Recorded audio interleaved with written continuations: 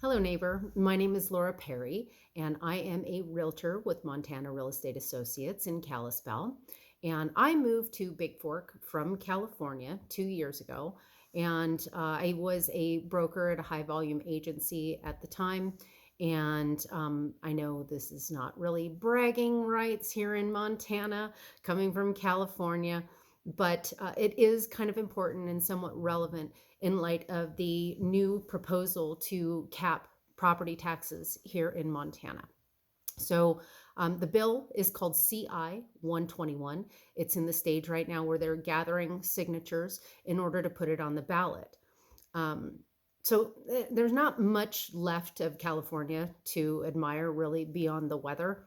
And the last best thing that California has that has truly protected the populace from this horrific fiscal overreach is Prop 13. So CI 121, if it makes it to the ballot, proposes implementation of this same concept, this Prop 13 concept here in Montana.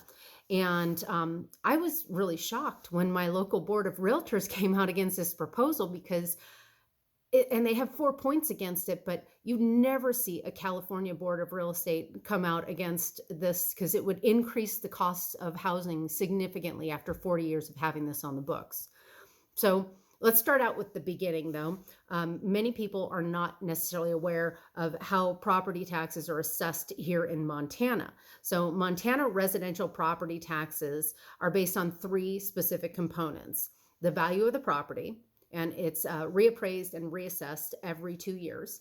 And then it's multiplied by the tax rate, and then it's divided by the number of mills that is levied in that tax district. Could it get any more murky? That essentially gives you your effective tax rate for that period of adjustment. In this last round of tax increases, many Montanans saw a 30% increase in their residential property taxes this last year, and you can expect an even bigger increase coming in this next adjustment due to the pandemic real estate boom here in Montana. So this is something we should all be concerned about. And I heard people in my office just the other day saying that property taxes, they just got theirs and it's out of control. So according to those who are opposed to this change, however, they do admit that tax reform is needed. However, they're not excited about a constitutional amendment. So in appealing to people who like to keep their constitution constitutional, they don't like that it would be constitutional because it would make it very hard to change, which is the best thing about it. So, for example, if California thought they could wipe this out, they would, but they can't. They can't do it just automatically. And so this is really the saving factor for the elderly and those on fixed income in California. If they could have gotten rid of Prop 13 in any way, shape, or form, they would have done it a long time ago.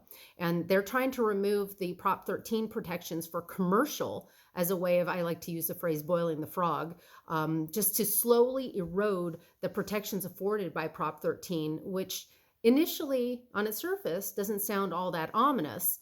However, once you realize that those increases in property taxes would be at the grocery stores and the gas stations, your doctor's office, the parking structures, and all of those expenses get passed on to us as consumers in the form of higher prices. So it doesn't sound like a good thing to me. I do hope that the required protections of a constitutional amendment are never needed by Montanans, that they're never ever put in the position that Californians have been put in with a super spending supermajority running the state. But the constitutional protection protects you against that.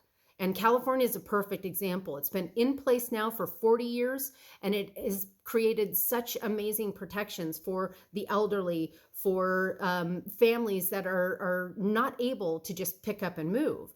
When I resided in California, there was a tax calculator because they were talking about repealing this. And one of the groups put up a tax calculator. And so I went in and threw in my residential values, and my tax bill would have gone from approximately $5,000 per year to the values in 2018, it would have increased my property taxes to about $27,000 per year, making my home unaffordable, and I could not have retained that residence. So as an agent in Flathead, I do hear a lot from buyers and from property owners. Having a easily predictable and a tax amount helps establish everything from qualifying to budgeting. CI-121 proposes to roll back taxes to the 2019 tax year before the whole pandemic run up on property values. The tax rates would be set at 1% of the home value in 2019. So each subsequent year, the taxes could go up a maximum of 2% of the outstanding amount. So for example, a $2,000 tax bill would be maximum $2,200 tax bill the next year if that property had increased that amount to support that increase. So the interesting, I think it's very interesting to me at least, the detractors of this proposal state that it would put an unfair burden on new homeowners who will experience higher tax rates than their neighbors. It's also been mentioned that it does reduce the amount of listings that come up in an area. Yes and no. I'll cover that in a minute.